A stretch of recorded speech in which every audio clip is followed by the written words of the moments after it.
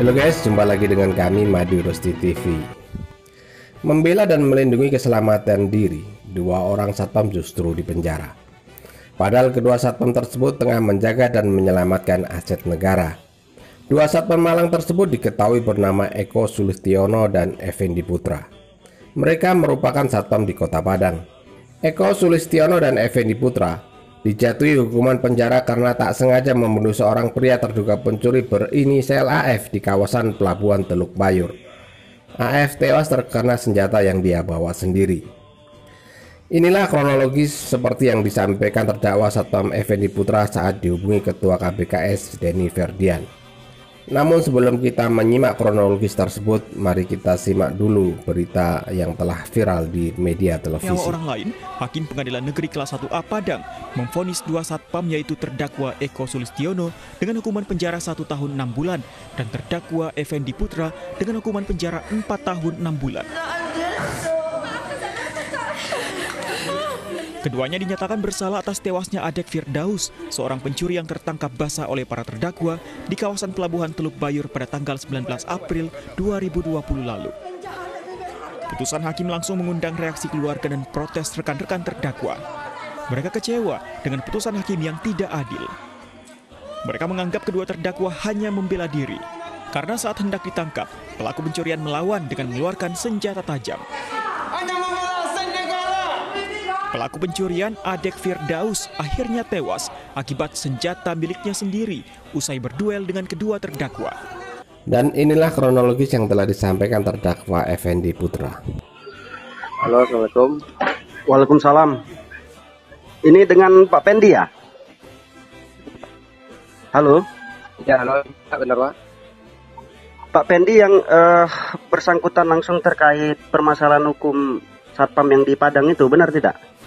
Benar Pak. Ini Pak Pendi langsung? Langsung saya nih Pak. Oh ya Pak. Saya Denny Ferdian Pak, Ketua Umum Keluarga Besar Kop Swakarsa KPKS. Bapak pernah dengar KPKS? Pernah dengar Pak. Ya, jadi informasi ini sudah sampai ke saya. Yang pertama saya turut prihatin terhadap kejadian ini dan proses hukumnya yang sudah berlangsung. Sementara kita hargai hasil daripada putusan sidang hakim dari pengadilan. Siapa? Di dalam persidangan fakta hukum apa saja yang terkuak Pak? Saya pengen dengar langsung dari Pak Pendi nih. Alhamdulillah saya bisa terhubung langsung dengan Pak Pendi. Ya alhamdulillah Pak. Ya yang namanya kita juga orang bawah lah ya Pak ya.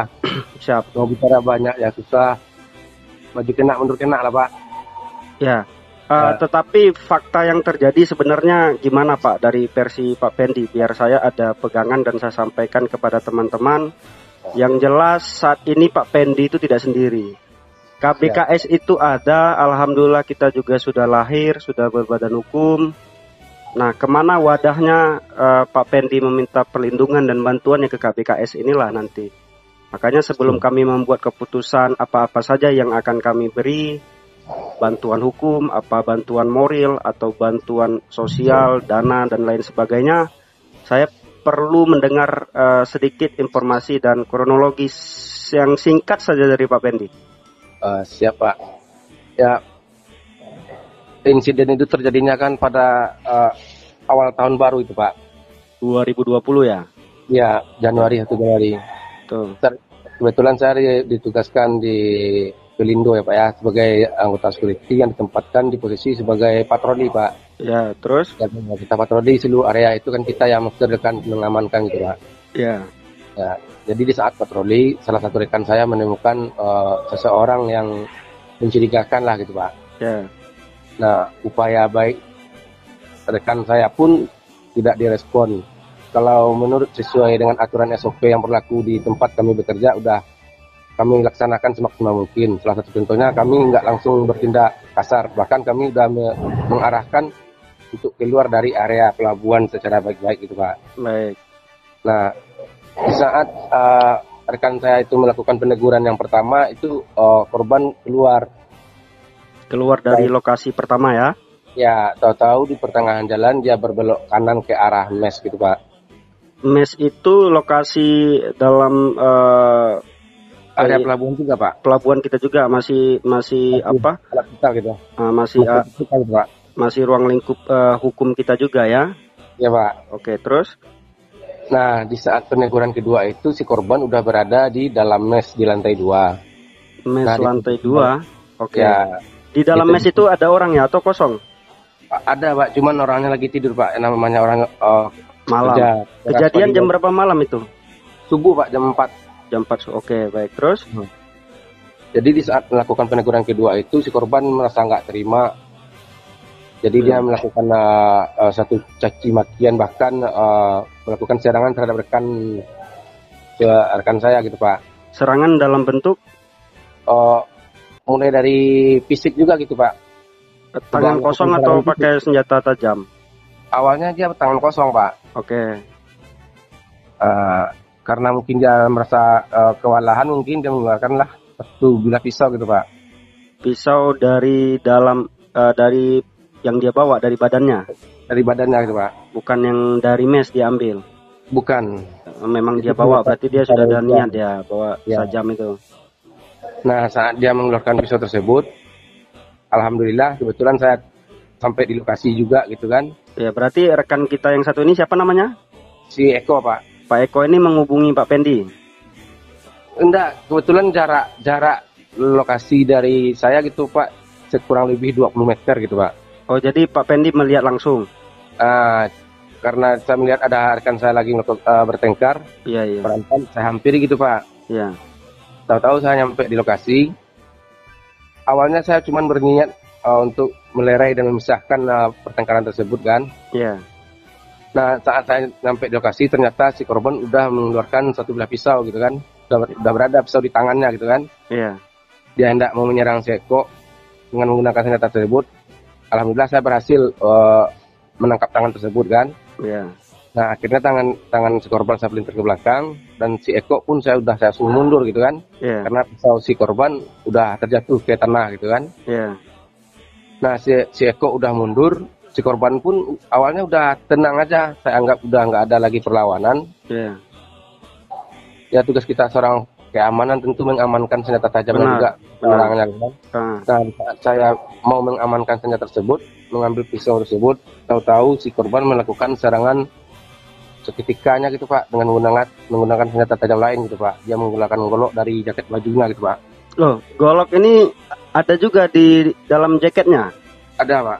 Dia senjatanya 2 Pak. Oh gitu. Terus? Ya. Nah, posisi saya lagi merunduk, si korban menyerang saya dengan menggunakan senjata tersebut mengarah ke arah leher saya Pak. Terkena atau berhasil menghindar? Alhamdulillah saya berhasil menghindar. Saya berusaha secepat mungkin untuk merunduk, jongkok gitu kan. Iya. Karena saya panik, udah nggak ada jalan lain karena posisinya begitu sempit Pak. Iya. Kalau saya nggak melakukan serangan balik, mungkin saya yang tewas gitu kan. Iya. Bahkan rekan saya sendiri pun menganggap saya udah nggak ada, karena dia melihat sendiri si korban mengayunkan senjatanya ke saya gitu Pak. Iya. Nah, karena saya panik, udah nggak tentu apa yang mau saya lakukan lagi, sehingga saya melakukan serangan balik. Saya mengarahkan pisau tersebut ke arah pahanya gitu Pak. Pisau Pak Pendi atau pisau dia tadi? Pisau yang saya ambil dari tanah tadi Pak. Oh gitu. Ya, senjata dari tanah atau dari lantai? Ini kan lantai 2. Tanah Pak, dia kan udah di luar mes nih Pak. Oh, keributannya terjadi di lantai 2, tetapi aksi kekerasan dan pengeluaran pisau yang pengancaman yang dilakukan oleh pelaku itu sudah di luar, sudah di bawah. Sudah di luar Pak. Oke. Nah, jadi saya melakukan beberapa tusukan, 2 tusukan, yang 1 tusukan mengenai dadanya gitu Pak. Yang satu lagi? Paha. Pak Eko sendiri kemudian setelah itu apa yang diperbuat? Dia udah nggak apa juga dia Pak, karena dia udah takut juga melihat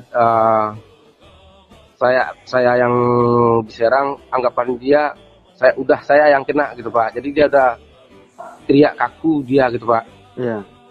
Karena kejadian itu memang begitu cepat, nggak hitungan detik lah gitu Pak. Iya, spontan dia. Nah, memang spontan. Nah, saat si Eko dia udah melihat si korban udah berada di di tanah juga gitu Pak, di depan saya kan, saya pun juga udah terdiam kaku gitu Pak. Oke.